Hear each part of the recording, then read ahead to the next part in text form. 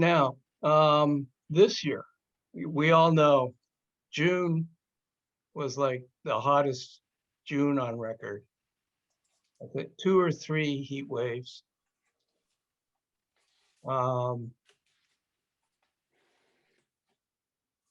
If we blinked, we missed our irises. They just bloomed and then were gone a day or two. Oh, and when we moved into our house 4 summers ago, Lily gave us a bunch of peonies. And the peonies, they budded and then they just turned black. All the flowers didn't bloom because it was so hot.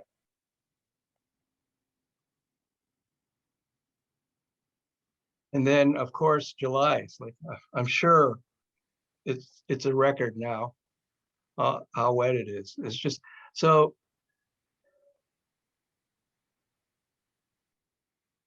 If you've been coming to our episodes over the last 6, 7 months, you know we've been learning all sorts of things, all the basics about soil and the symbiotic relationships between the plant and the microbiomes, and then the plants and the wildlife. And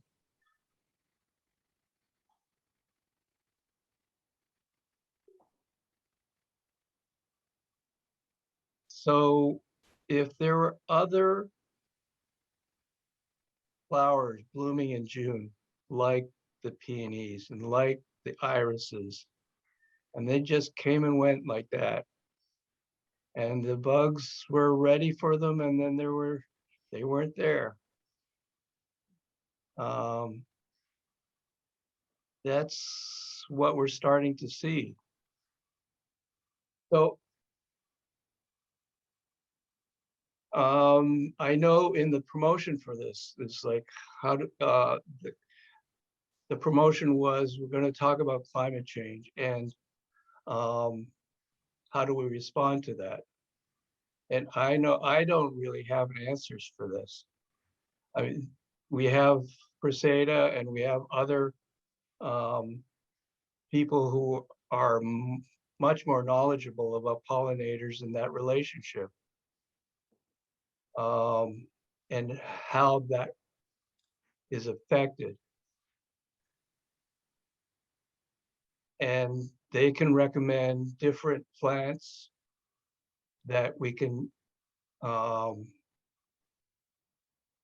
plant that will adapt to these changes. But I think on a larger scale, well, we have created climate adaptation plans. These plans are for people and they're for infrastructure. But I don't know if we really have a climate resilience plan for the environment, a climate resilience adaptation plan for the environment. And so I was thinking, one of the reasons we started this group was in response to the overdevelopment of the suburbs and how we're losing our wildlife, how we're losing our pollinators. And the plan was to educate gardeners about that and create a community of gardeners in response to that. And why can't we do that in response to climate change? Why can't we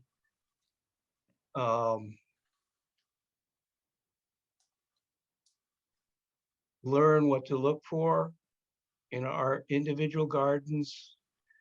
And we have experts about specific things, and we can come here to this forum and we can discuss and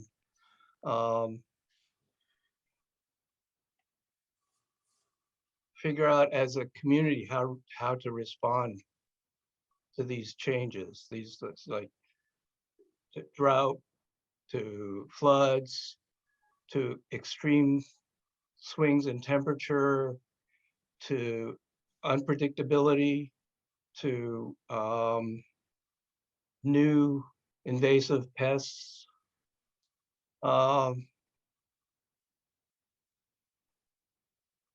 So I'm just throwing this out there. This was this meeting Daria was interested in, if you want to hear it while you eat. I can add, Fred, that from the human health side, Lyme disease is something that is considered a climate change disease because the climate that is agreeable to the Lyme Climate change and is pollinators and food and all of that. Hey, Regina, Yes? could you mute yourself? Oh, so sorry. Thanks.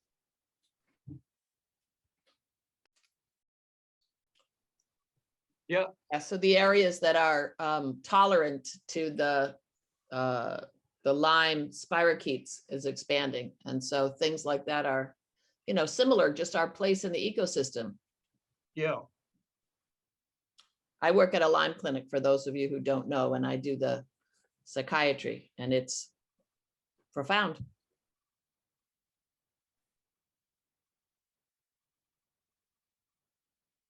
So, this is pretty serious stuff.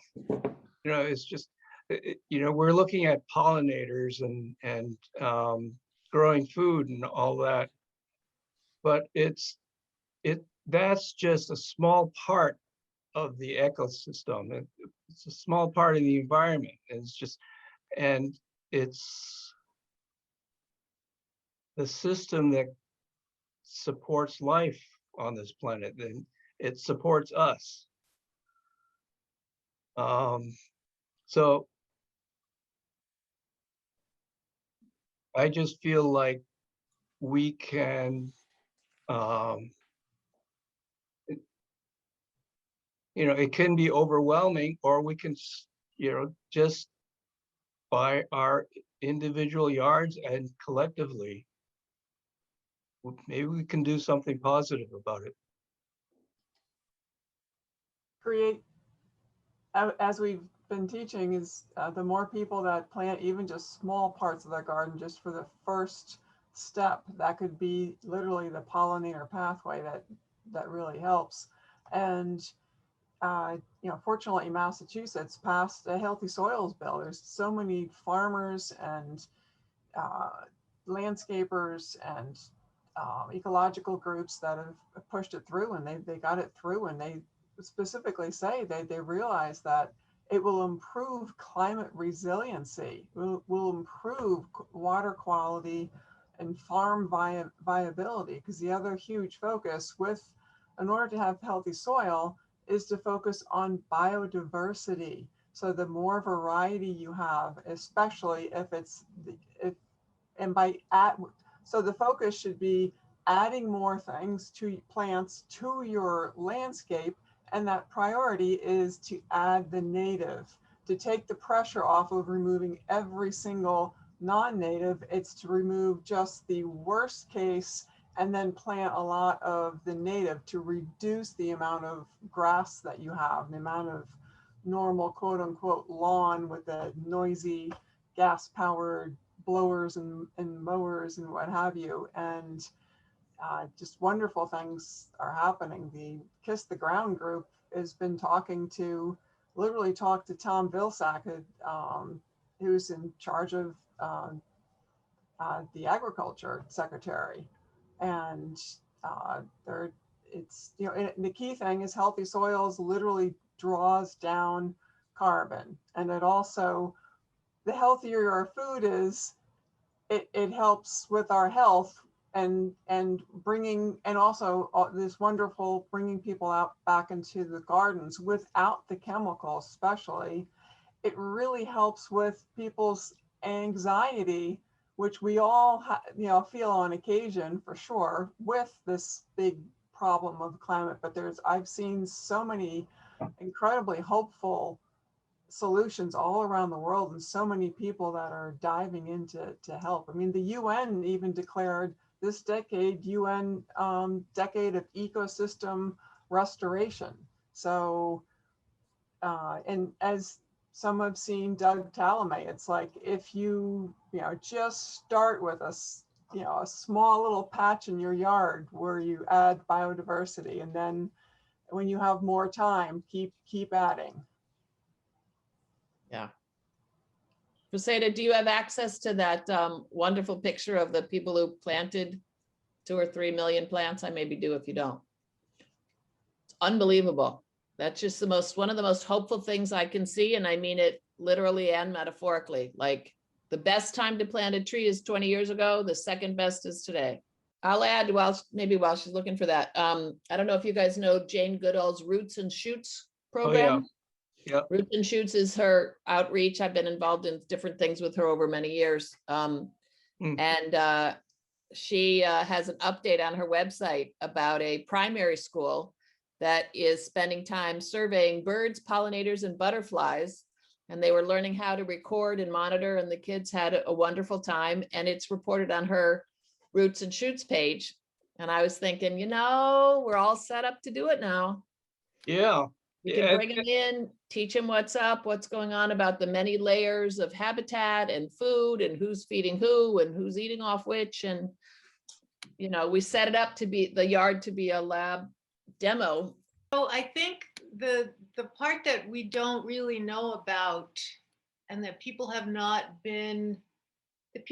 argue about a whole lot. I'm leaving the picture up for a moment because it makes my point, or the point that I think we don't know about, which is, if you go from the picture from 2001 to 20 years later, that's going to create different feedback loops at a scale that would start to make a difference on the things that we're talking about.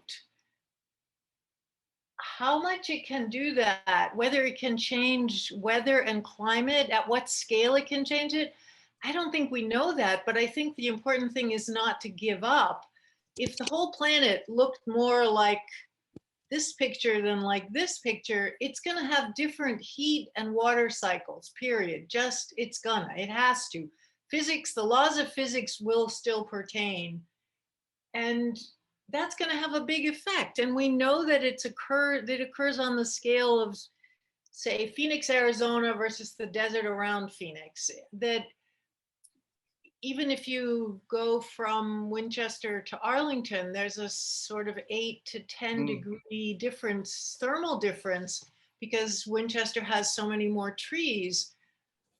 So there's going to be a multiplier and a synergy of this sort of stuff. And I think it's a grand experiment, as in, we don't really know what's going to happen, but we can't give up. And we have lots of reason to think these things will make a difference. So I'm all in favor of, we keep planting the bejesus out of everything, because that's what's going to make the biggest difference. And it's really the thing that we can manage. We can do this. We know how to do this. We have so much technology and ability, but we don't have the political will. And that's what we need to mobilize. We need to do both levels, right? We need to be planting all around us, and we need to be working on the people who are in charge and running the show, because those are the people who are perhaps have different end goals than we do. I'm actually working with Kiss the Ground on the Citizen's Guide to the Farm Bill. I've studied that in some classes that I've taken, and they're literally diving in to make sure in the next few years that the incentives in the Farm Bill support healthy soils, not these awful industrial farming. And it also, because a lot of people don't realize that's a big part of the for food insecurity. Right. And they're trying to, like, it's wonderful. All these farms at these farmers markets, they're providing SNAP benefits so that people are able to buy healthier food.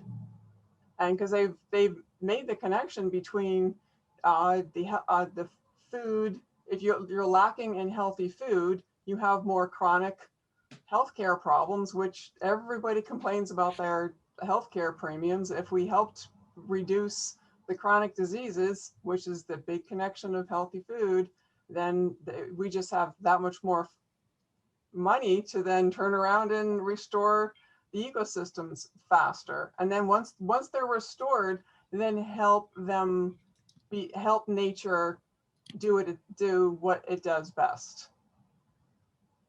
So it's very reassuring. And also what we can do in Massachusetts is to really help with the implementation on the Healthy Soils Bill over the next few years, because the key thing that's needed for the Farm Bill is to be able to point to successful programs. So as examples.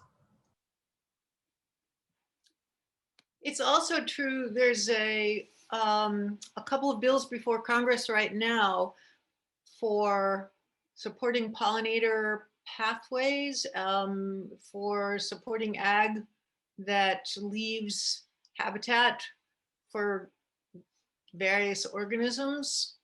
Anybody here who is not on Winchester Green Network, you might be interested in joining it. It's a place where I post, anyone can post. There's about 85 people who are members, and I just posted this as a news item today.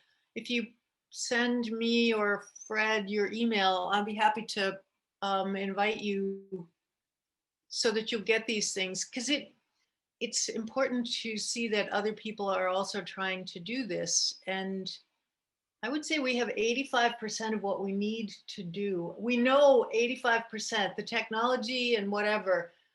What we're missing is the political will, the financial incentives. Short-term financial incentives are driving so much of the framework and political decisions in this and other countries. And it's driving us into the ground, literally.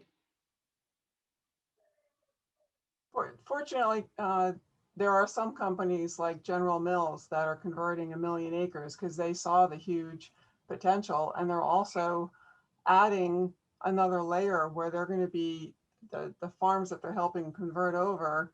They're going to really step up the data collection to really help move forward and clarify what can be done. Can I just add one thing?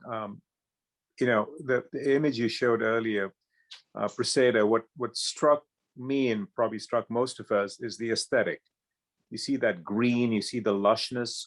Yep. And the point I'm trying to make is that when you suggested the pollinators I was going to get rid of the lawn, I didn't imagine the aesthetic that I'd bring into the lawn. I mean, I'm going to show you photographs, because that is what's going to strike people, because you're not only talking about pollinators, but you're also talking about an aesthetic you're bringing into your lawn, into your backyard. That's just phenomenal.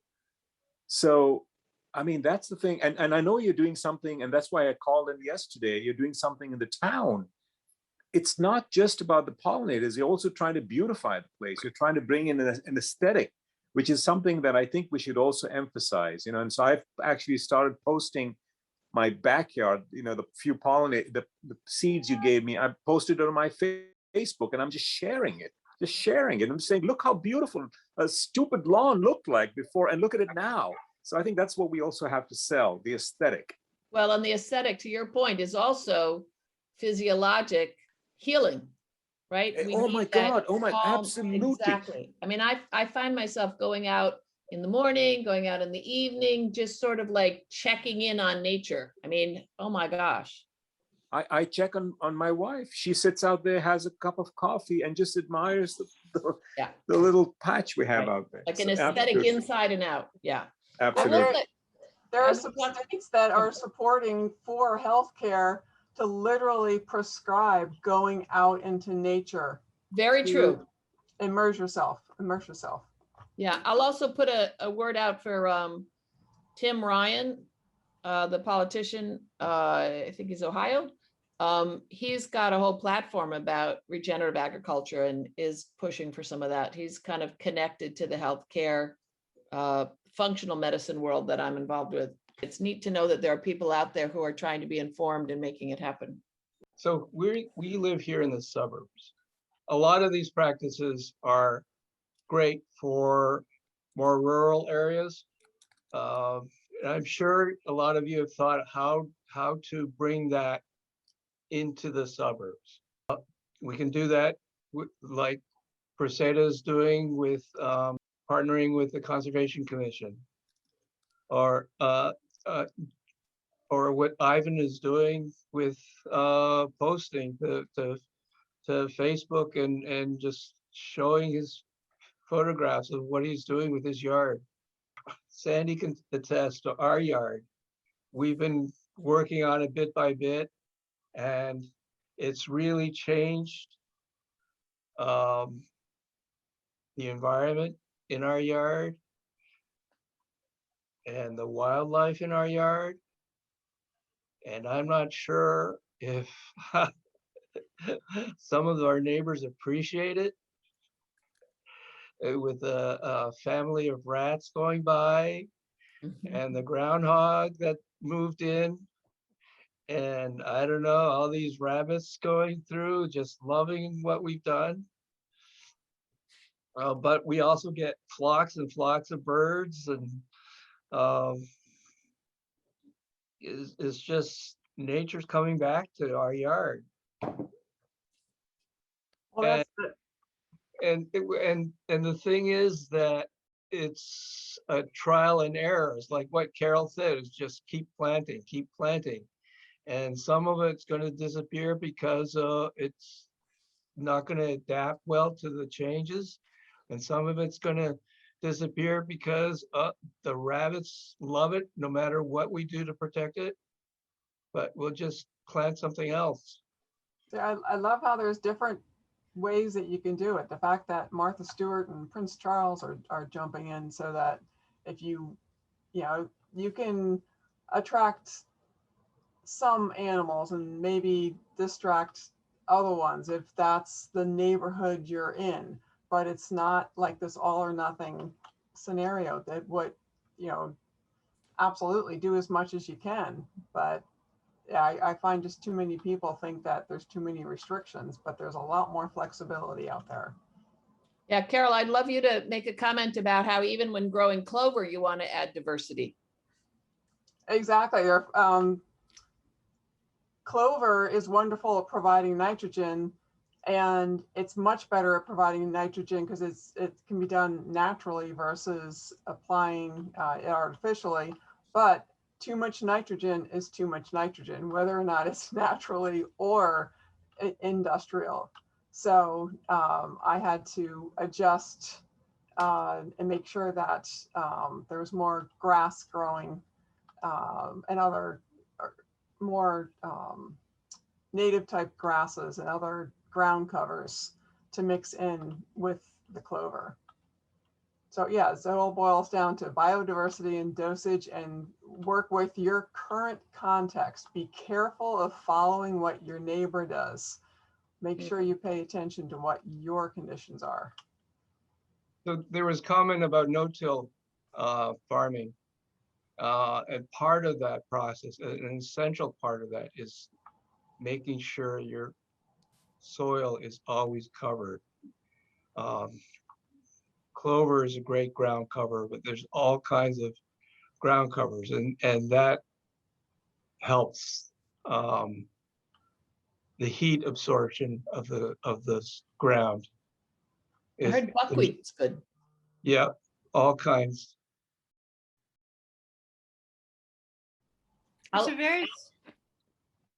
There's a very strong, for me, it's always been, it's a combination of a science and a belief. It's that the ground cover is like skin, and that when you wound the ground cover, you have to heal it back. You have to do something to replace what has been damaged, destroyed, because like skin, it holds a lot of stuff in and it holds other stuff out. It has a real function. And if you have that metaphor, I think it applies to so many things, because it gives space to the idea of it's a dynamic system, that things are changing, that it's not just something that's lying there. It has active, it participates actively in what's going on. And a trivial but relevant association, when I had a new vet, took my cats to the vet, and they shave them to do, they shave up big patches to do whatever they need to do. And I was quite offended. And I said, but you can't do that. You know, you make them vulnerable to mosquitoes and infections and scratches and bites from each other. There's a protective thing going on there, and you've just broken that barrier. You've really messed with it. And it's going to be, I don't know, 2 months until it grows back, 3 months until it grows back. I feel like that's a useful way to think about coverage on the whatever is growing in the soil. It's protecting, and it's protecting in every direction. And we need to cherish it, replace it, appreciate it, work with it, because it's a very powerful piece of the picture. So to your point, when we think about the like vegetable garden, maybe somebody else knows, I'm new to growing vegetables. I've done them over the years, but never, you know, with the philosophy and science behind it. But does it make more sense to clip and leave the roots in? Is that part of the no-till? Yes. It depends on whether you're planting something after you harvest your current crop. If you're doing that, then you can pull the roots out, because then, you know, the microbes have something else to go to. No, it's so interesting. But And if it's the last crop of the year, and then you leave the roots in. Okay.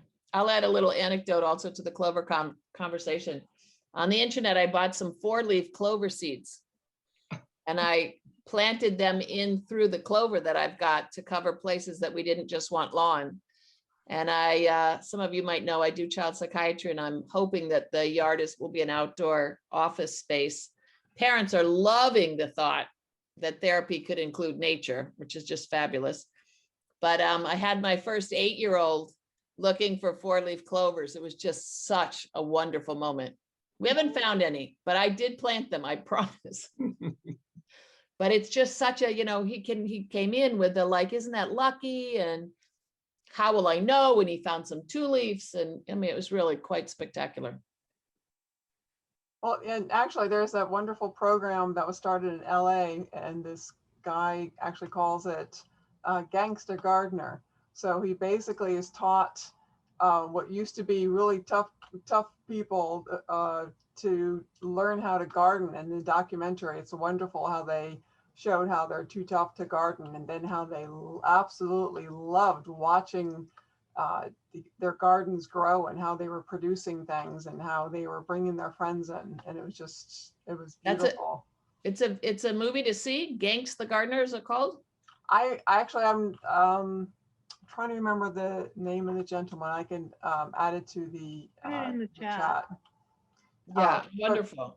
But also in regards to ground cover, also factor in making sure the more you plant something that you know will be photosynthesizing, because that is basically providing liquid carbon. So we always talk about carbon footprint. If you, in reverse, you plant more that's going to be providing liquid carbon, because photosynthesis, they've realized, helps to draw down the carbon and go into the soil and actually use it. You hear these technological solutions of injecting it into different, you know, into the ground, into storage areas, but the best way is to actually feed the soil so the soil can then have that symbiotic relationship and come back and feed the roots and make much healthier plants. So there's a biodiversity in the type of ground cover that you use. Fred, do we have time? I would like to add Yeah. one thing. What's that? I wanted to add one more thing if we have Yeah. time. Yeah, and then after that, we'll go to Mike. Okay. So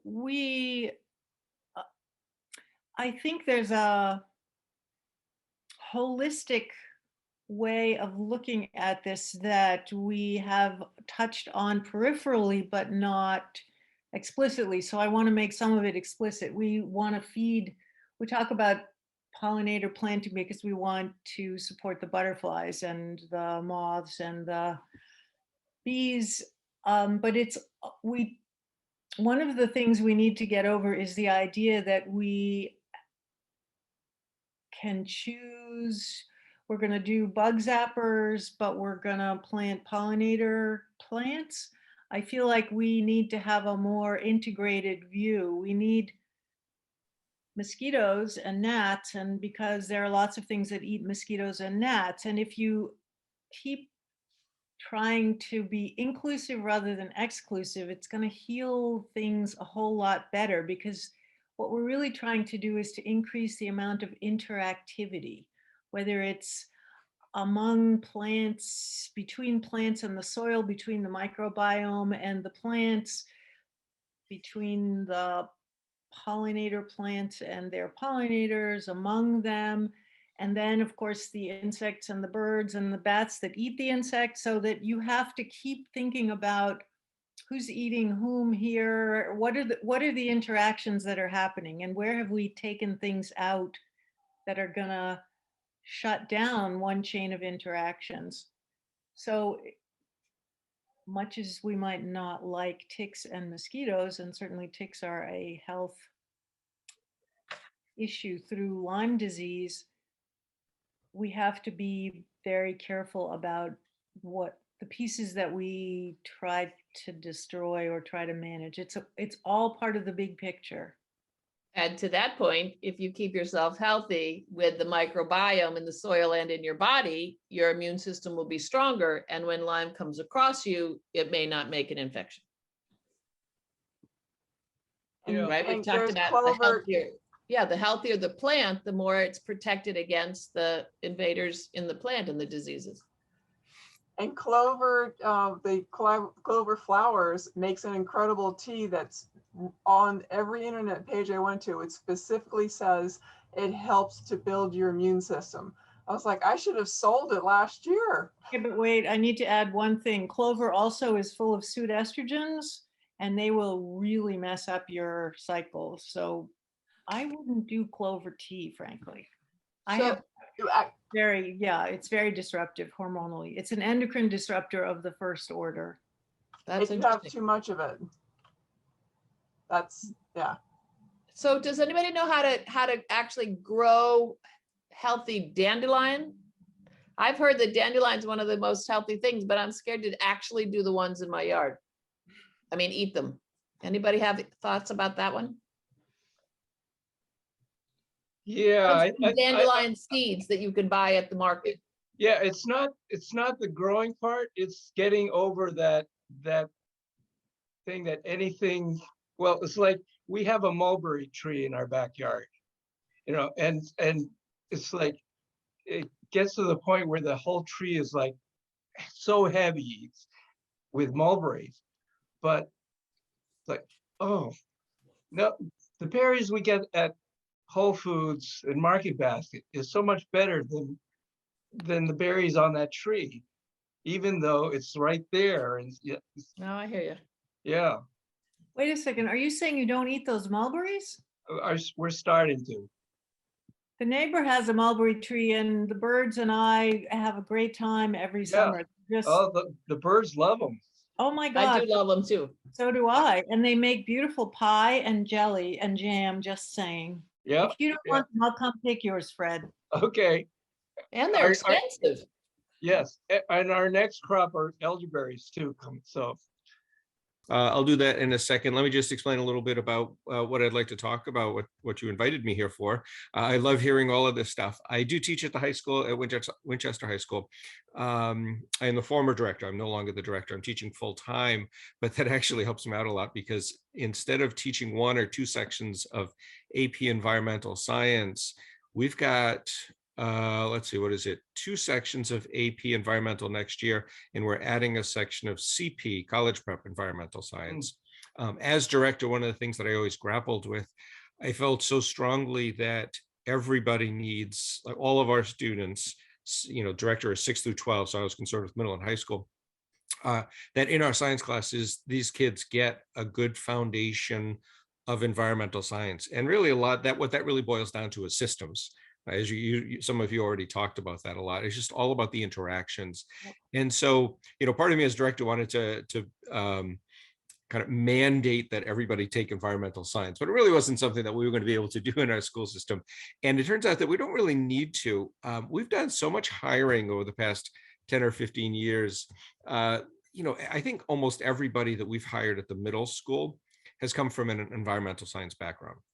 And this wasn't necessarily conscious. I mean, it wasn't on my part, but in terms of the principals and the district and that sort of thing, it just so many people who are going into science have this background, and so they were bringing it into the classes on a regular basis.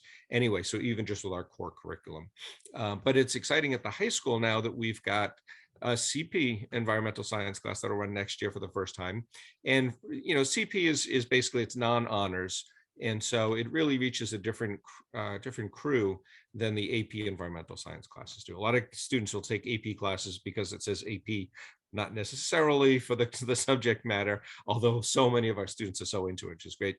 But it's nice. I'm really excited for next year that we'll have a totally different crew, and I don't have to be bound by the College Board curriculum. I can really take things wherever they are. So that's sort of my background here as to why I'm coming into a Winchester group. I teach at the high school, and I've been working with the students for, I think this will be my 20th year at the high school. But more specifically, I started a few years ago. So actually, let me share my screen at this point. This is the new building. It's been, or I guess it's been a few years that we've been in it, and that it has been pretty much completed. And I remember being very worried because they were cutting down, I think it was 90 some mature trees during this building project. And they weren't building as you know, or I think many of you know, they weren't building the building from scratch. It was using the same footprint as what was already there. But what was actually really exciting is that even though they were cutting down 90 some mature trees, they were planting something like 250. And so they made a conscious effort really to green up the campus as much as possibly can be done there. And in looking at the plans, I actually got my hands on the landscape plans. A lot of the trees that they were planting were locals or cultivars, like the different types of maples, but that's a whole lot better than just all of the exotics that have always been planted. There is a little grove of ginkgos, and there's some zelkovas here or there, but a lot of the trees are maples and birches, and they planted many service berries or shadbush, Juneberry. So it was really nice to see that they were making an issue, an effort to bring in a little bit more, maybe not totally native, but closer to it than not. I was a little disappointed, I should say, that they didn't plant any oak trees.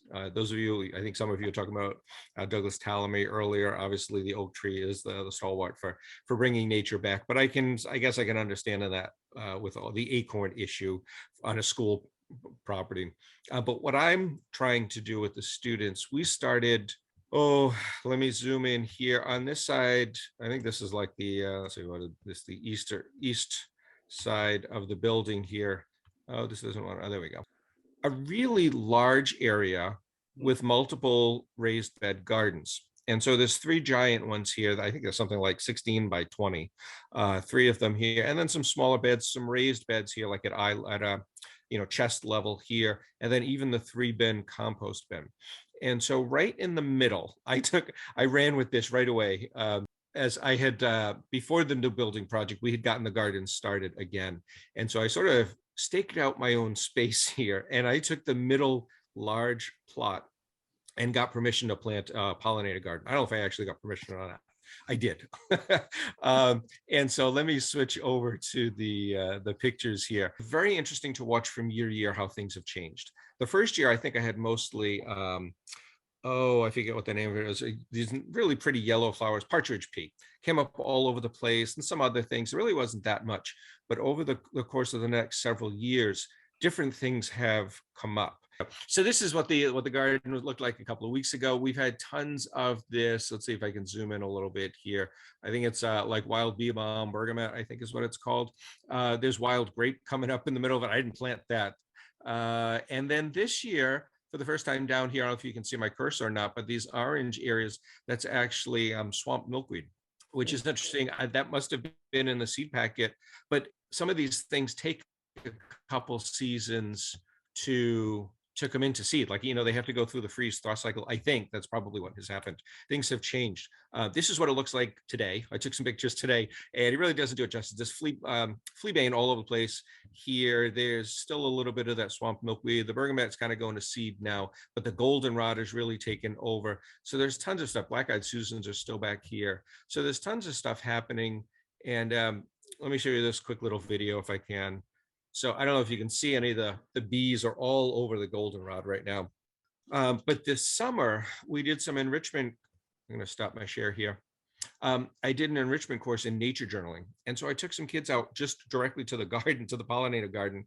And so their task was to sketch little things as much as they could. We did some drawing beforehand to give them a little instruction, but then most importantly, observe. And what was really neat to see was when we went out there, this thing was loaded with bees. And I guarantee you, in your experience too, I'm sure with most people, 99% of the people, when there's a bee around or bees around, they're backing up and they're going away. And these kids weren't doing that. And I think that they would have had we not talked about the importance of pollinators and all of this and getting them to really, they were supposed to be writing down, recording observations. And this was middle and high school kids, I should say, mostly middle school kids. I think we had a couple of high school kids. They were specifically there to record observations. And so it was funny to see them not backing up, but getting closer and trying to see what's going on. And some of them made some really good observations about what those bees were doing. So I've had a lot of fun with this thing. I do use it with the environmental science class. We go out there, we will do like little plots and do species identification. I've had projects where the kids make a sign. My sign is all faded now just to let the general public know that there's a pollinator garden.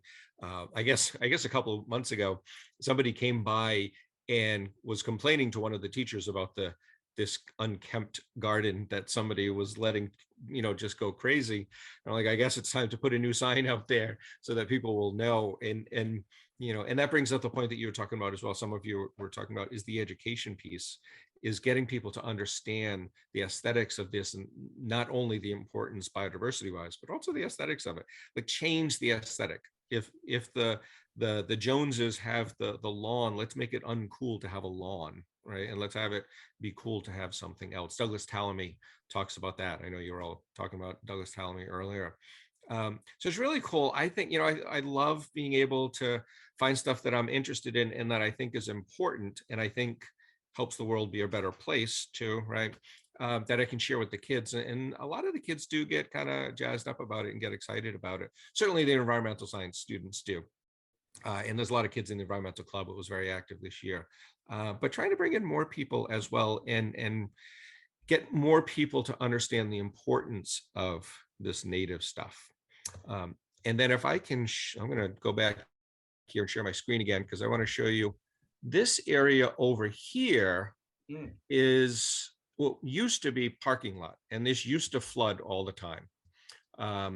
In the new plans, they made a big deal about, and rightly so, and thankfully so, about trying to add green space just to be able to capture more water. So this whole area, I think, is designed to be a little bit of a basin here. It's not low ground.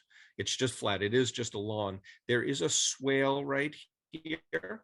They did plant that with river birches and also some blueberries and that sort of thing. It has not flooded since they've done so many things in town. It has not flooded, I think, like they were expecting it to. So some of the things died off right away, but the birches are still there. But this whole area here, there's one little sewer grate in the middle of it. It's a nice wide open green space, but it is just lawn.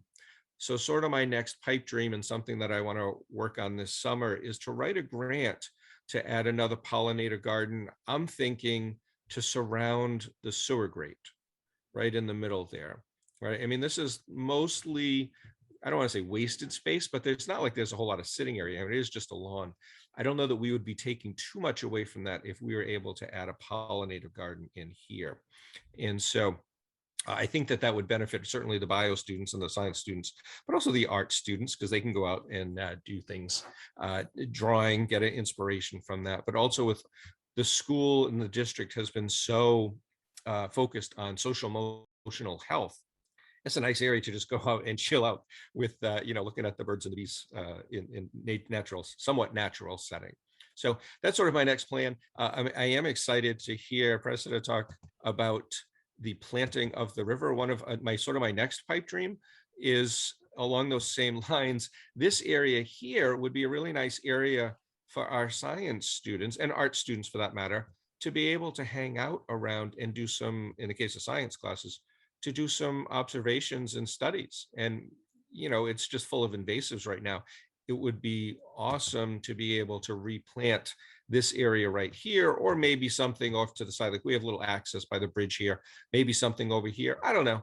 But to bring in some more natives and some pollinator areas along this, and, use the campus as our ecosystem for our science classes more deliberately. So that's kind of where I am. I love doing all this stuff.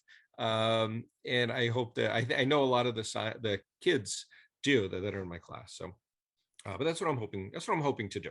We'll see what ends up coming to fruition, but that's what I'm working on. I'll jump right in here. Thank you so much. First of all, I have 3 kids who went through Winchester school system, and one was profoundly moved by the AP course and is making a career out of it. So my gratitude runs very deep.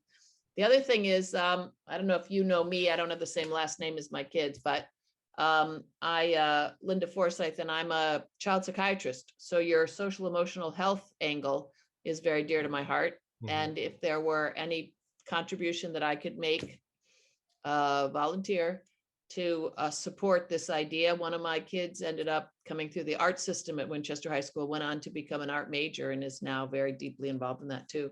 So mixing the art and the nature is a very, very powerful piece. And I'm happy to offer my services. I love what you're doing. Yeah, I love it. Yeah, the course that I taught this summer was the first time I've ever done it. It was scientific illustration and nature journaling. And so I definitely played up that piece when I put out the little advertisement for people to take it, is that, this is a time to be unplugged and just get some of that nature back. I have a fun fabulous. slide about the change in attitude on bees.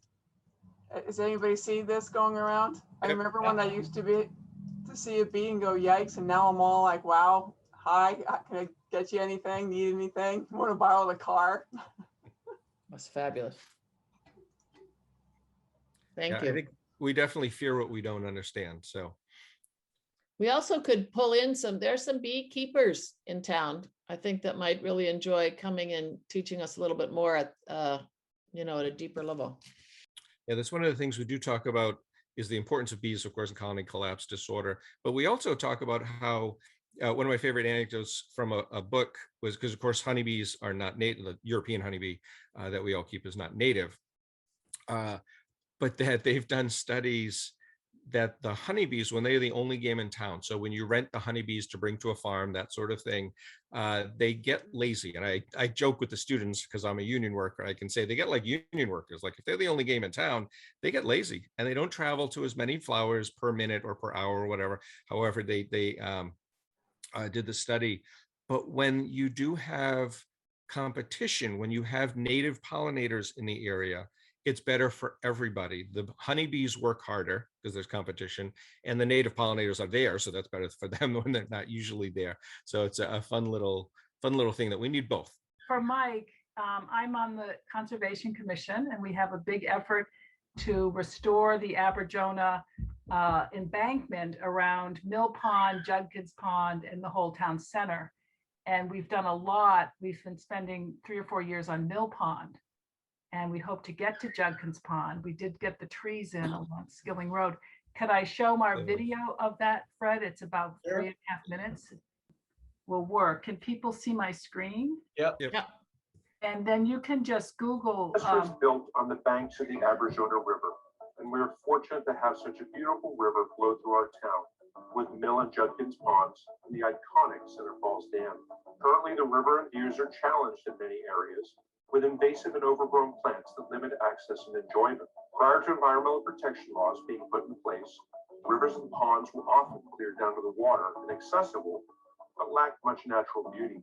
After these laws were enacted in the last century, the banks became protected, and both native and invasive plants soon established.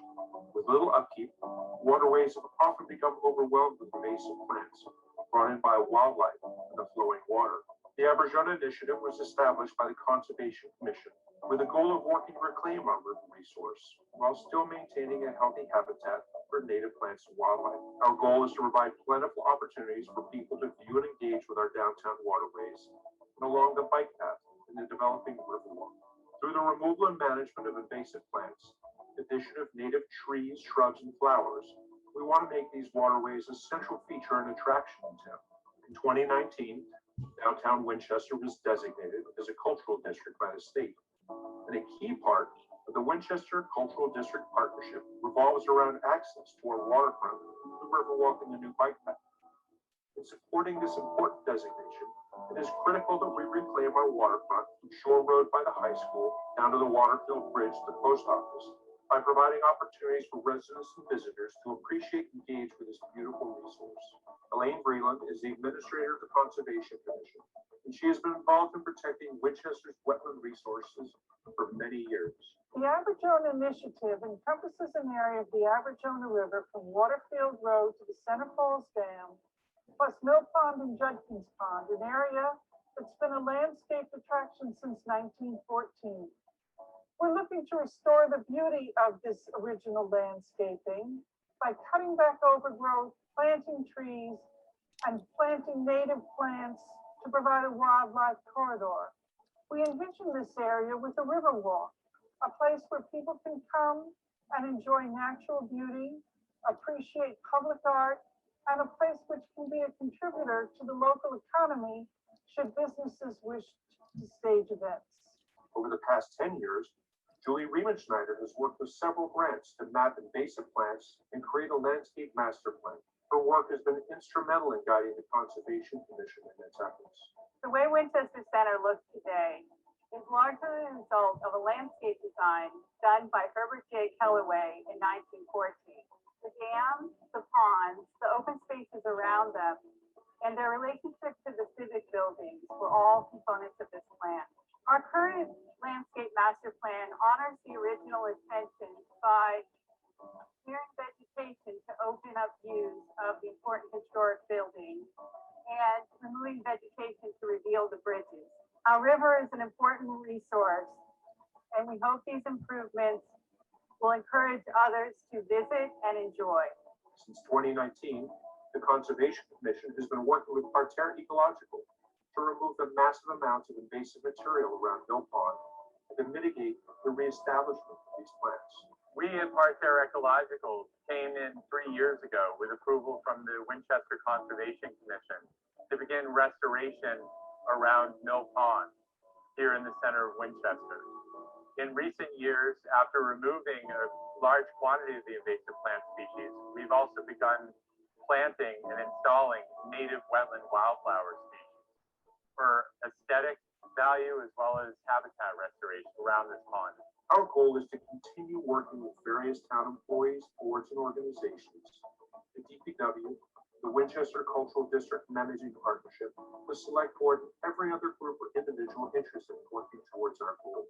Please support the significant effort to enhance the beauty of our downtown by providing greater access for everyone to engage with our wildlife. That's it. So James made the video from the high school with, he was the producer of the movie. We wrote the script for him. Nice. Wonderful. So hopefully you enjoyed it. But we'd like to restore the area along the high school. That's another key area we're looking at. We were disappointed with the tree planting, that all they did was planted trees, smashed the erosion barrier, and didn't touch the invasives. Yeah. So it's high on our list to try to get started on Judkins Pond. Yeah. Is that something that you would ever get student volunteers for, or how Love does? it. Yeah. Love it. Yeah, I do a lot of work with volunteer groups. Yeah, All right. it'd be a great project. It's hard work. We need Yeah. we need young bodies that can do it too, you know. Yep. So that's a perfect segue for me to talk about the grant proposal that we put forward to, I sent it to members of Grow Local. The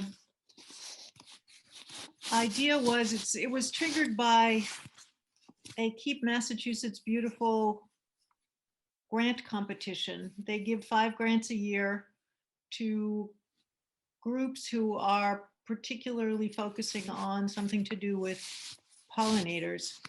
And it was a great opportunity because it sort of made me think about things from the perspective of pitching it to an organization in a very habitat oriented way, at the same time keeping the pollinators front and center.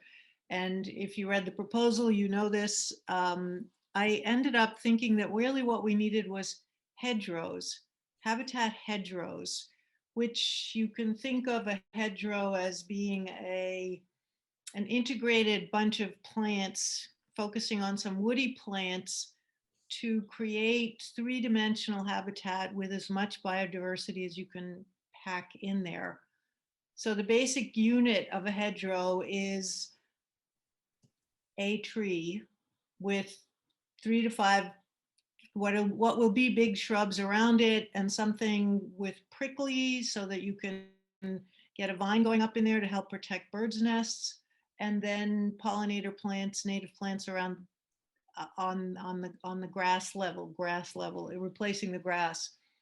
And the nice thing about thinking of it that way is you can make it into small sections so that you can do, say, a few sections if you only have room for a few or money for a few, or you can run it as long as you want for habitat corridors, greenways for everything from bats to butterflies to small mammals and even bigger mammals. So I approached Conservation Commission to ask for a match grant to whatever we get from Keep Massachusetts Beautiful, actually for their support first and then for a match grant. And I met the Aberjona Initiative group, was kind enough to meet with me. It's actually pretty great. As a footnote here for me, I've been trying to get more habitat in Winchester since 2004. That was when I first went before the Conservation Commission to try to get more habitat into Davidson Park. And times have changed a lot. There are many people who are interested in this and focused on this and want to help make it happen. It was a very receptive. Conservation and the Aberjona Initiative groups were both very receptive. Aberjona Initiative is under conservation. And they said that they would match whatever we get from Keep Massachusetts Beautiful. The maximum we can get is $500, so I'm hoping that'll be $1,000. And Select Board has also encouraged us to apply to them for money, and I'm going to go for a match or double match from Select Board. So we could really make a difference. We could really plant up some good stuff. If possible, it would be somewhere downtown. Possible, it should be somewhere downtown. I hope along one of the ponds, places where people will see it and where we can use it as a demonstration for, look what you too can do, as well as just creating habitat. It's just one of the most important things we can do. And we don't have huge acreage in one place, but we have an awful lot of small pieces that we can connect up by planting natives and planting wisely. So the other thing that they wanted for this grant proposal, So that's the words, and you get, you say what you want, you put in some URLs to show that you're not completely making this up. And then there's the part where they say, and what are you going to plant and how are you going to do it? And that really made me sit down and have to think. And I realized that it was actually pretty straightforward. We want to increase species diversity at the plant level, because that means we can support increased diversity at every other level. So then I had a lot of fun and put together, I think it's about 40 woody plants, tree-like plants, and then a lot of shrubs and a few vines and berries. And then I just got completely tripped out on all these little packets. Each one of these units was going to be like its own whole thing, and they were all going to connect up with each other. So I sent it off today. I made sure that I got it out today so I could report to you all that it went off. And I think it's a useful unit for people who want to do this on their property, because it has a bunch of species that were very carefully selected for this purpose. So thrilled to share that with anyone if they want it. And, right now feeling pretty optimistic because I feel like it came together so nicely. I can't believe that it won't be funded, except you never can tell about these things. We will find out in early September. That's when they make the awards. And that would be kind of great because we could also order the plants at that time, fall plants for spring planting. And that way we can maybe beat the rush and get the plants before everything sells out, or while availability is still maximum. And we will have some materials that will be available for people who want to do this at home, giving them some basic information on how to do your own. And it occurred to me that it would be useful to send, I found some absolutely spectacular one in particular chart, which is just what I was trying to create, but it's been done for us.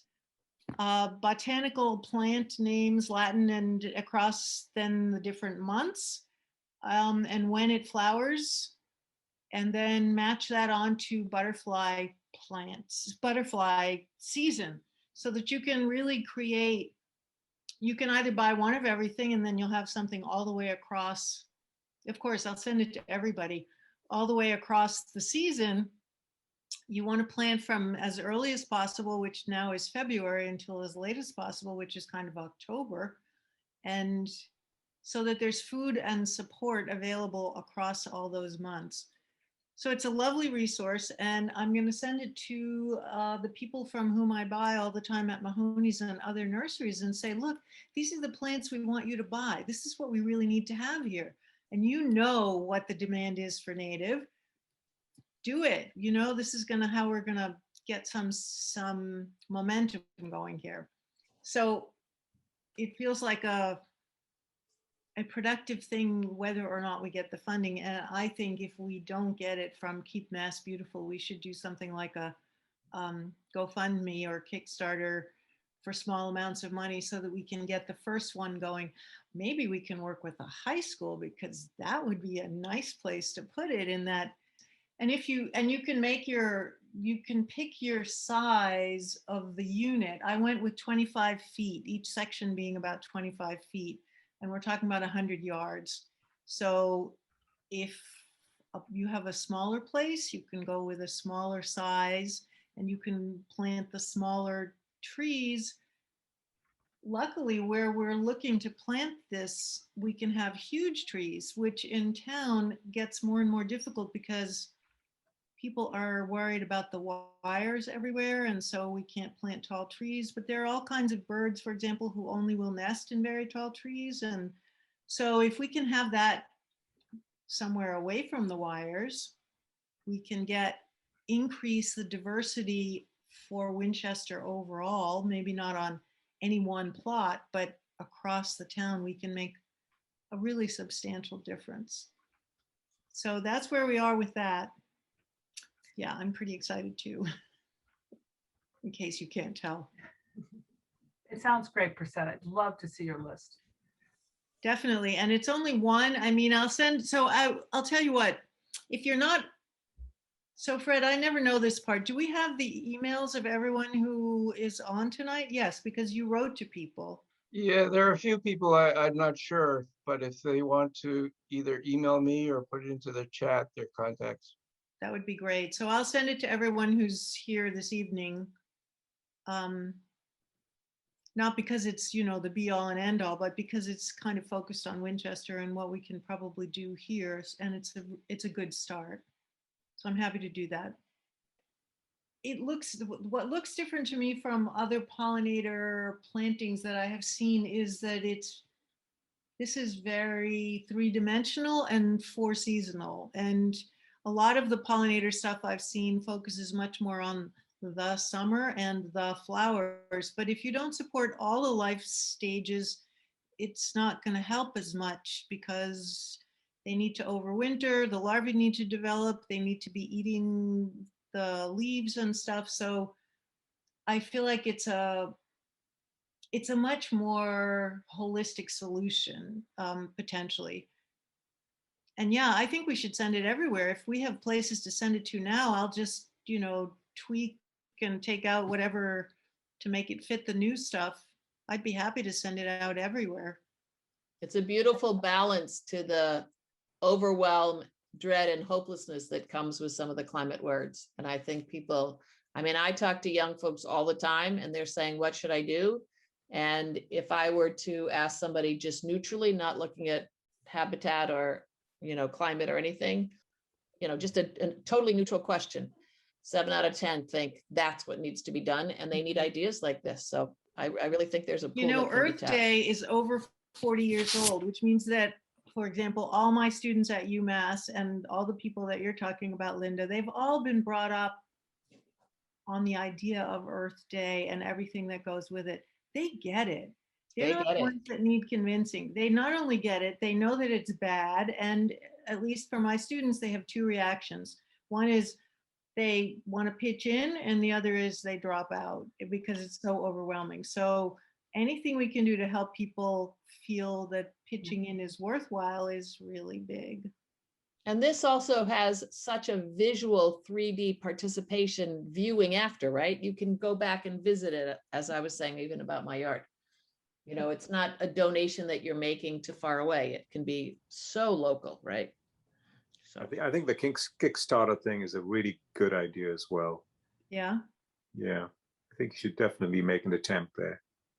And two key things politically in regards to the Massachusetts Healthy Soils Bill. It's actually Massachusetts Healthy Soils Act. It's actually part of the Economic Development Bill. So people are finally realizing that without a healthy ecosystem, you cannot have economic growth. They're making that connection, and there's a number of groups that are trying to push through with this whole big initiative on fixing the infrastructure, which people just think is roads and transportation. Soil is a huge part of the infrastructure. So they're really trying to get that accepted as a key part. I put in the chat a link to the Lexington pollinator plant kits per set. I thought you maybe could look at it, but they sold out right away. But I've never, so they were griping or joking about those at one of the pollinator meetings. They said, has anybody ever seen these kits? Every time somebody has them, I go running over there, always out by the time I get there. So hopefully next year they'll have more. Well, I think we're making our own, really. Oh, for sale, like, or for just? No, to give people this information. Right, That's what right. No, you are. I just think interested. When you mentioned that, I said, oh, Lexington tried to do where you could buy it. You know, my daughter bought hers up in Denver. They're selling native plant kits, and for $20, $50, whatever it is, you get a kit and a little map that says how to do it, where to put them in a triangle, a square, a circle, or whatever. And for her, it was perfect. She needed to be told, how do I do it? I like that. And it gets you started. I'd like to see that because I think we'll do it for free, or maybe we should do it for donation, and then we could put that into plantings. Well, she's buying the plants. You know, she's buying the plants with a kit in Denver. This one it comes with the plants. Yeah, you buy, it gets mailed to you. And there's 5 or 6. I'll find the link and I'll put it in the chat so people can see. And there's like 6 different themes for xeriscaping, you know. Yeah. I have one kind of like a question about what just grows in your yard. I have a big corner of my yard that's a lot of wild things are growing. Many of them are invasives, but I don't think all of them are. So even identifying, I'm sure I can find a book, but I bet somebody out there could also help me identify a source I can look up to see what's a silly word, but it's fun. And I'd Well, like to know. maybe people can take some pictures and report back, because we probably all have what you had. Well, that's the thing. Everybody has a lot of That's- very similar things. That's true. Yeah. That's exactly what very that's exactly what I do is I take a photograph and I put it on Show Me Your Garden. But you could do it on Grow Local. I think unfortunately Margot is not here, but we have a fantastic website here. Oh, You just post it there, and I'm sure a bunch of us could identify it for you. that's Maybe great. not me, but Preseda could, or Anne could, or Linda could. Yeah. There's another one in Winchester, and they do, it's about 550 people, and a lot people post stuff and say, what is this? Do I like it? Do I not like it? Oh, nice. And it's people are very responsive. It's kind of So great. I have one specific question, and then that's it. Why in Thalamy's book does he recommend Virginia creeper? I've been ripping that out of my backyard, like petrified that it's taking over, and it's a vicious thing. I don't get that, why he's Well, recommending. it is native. You do need to control it because it will grow up on So everything. invasive is used 2 different ways, Jean. One of them is meaning taxonomically, ecologically invasive. It's something that doesn't live here naturally. So it's been imported from Europe, Japan, wherever. It's also used talking about over-enthusiastic plants that come from here, that live here, but that are they will outcompete other natives. And that's what we're talking about. And that's what you're talking about, right? So in some areas, it's depending on the conditions, a particular species might or might not be overly competitive. Mm. I have a few things that are supposed to be invasive, and in my soil, for whatever reasons, they're calm and it's not a big deal. So you have to make the choice Okay. for yourself. So the catalpa tree is a native tree, and I got them. right, and I have my parents' house. They have one beautiful, magnificent tree. I've never seen a sapling. On Winter Pond, there's hundreds. Water. They take over the pond. They love the water. That's the And water. we're afraid that it will fill in the pond. Oh my God. So we have to cut them back. Yes. So I don't have to. the correct term for natives that are bullies like that take over is aggressive. Or So enthusiastic, I use. Yeah, invasive is supposed to be Politically part of the correct. definition of invasive is that they are exotic, that they're not for here. Correct. Native species can't be invasive. They can be Correct. aggressive and they can take over, but they're not invasive. They are Correct. aggressive, That's helpful. and so you gotta control them. So there's a good comment in chat, which is basically you want to enclose the roots. You want to put in a root barrier, which will help. So if you those little like 8-10-inch plastic fencing, you put that around the area. It's not a guarantee, and they'll go over it and stuff like that, but it's at least a start. I'm done with It'll that hold stuff. it. I'm done with it. Okay. Wait till you see my yard, Preseda. Clover. I'll let Clover. I'll invite you over. You can see Okay. what I got going That's here. a deal. Well, I can also speak for Margot, who is interested in highlighting other people's yards.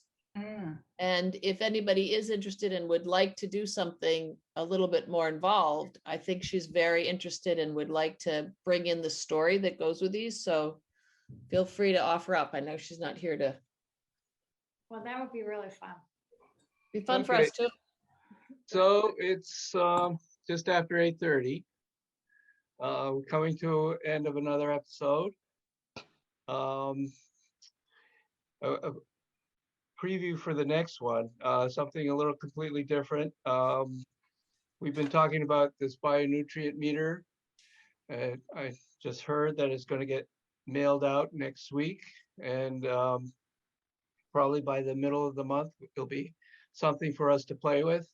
And we'll talk about that, how it is a laser attached to an app to a Android phone that you can aim at. They have 10 specific crops, lettuce and beets and things like that, that you can aim this laser at, and whether it's in the grocery store or at the farmer's market or in your refrigerator or in your garden, it will tell you the nutrient quality of that particular product. And then you can find out where that product's come from, how it's grown, how long it's been since it's been picked. And it will tell you from all those factors how what the nutrient value is. And so the reason they're doing this is to connect nutrient qualities to healthy food and nutrient quality to healthy people,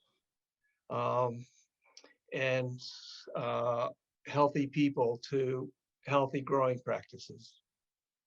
So hopefully that'll be on the agenda for the August Grow Local session.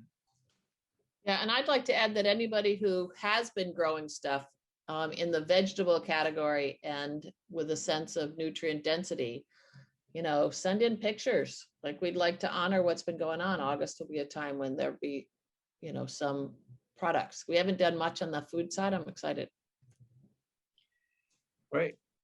Thank you. Another wonderful collaboration and conversation. Thank you. Thank you. Thank you, Thanks, Fred. everybody, for inviting me.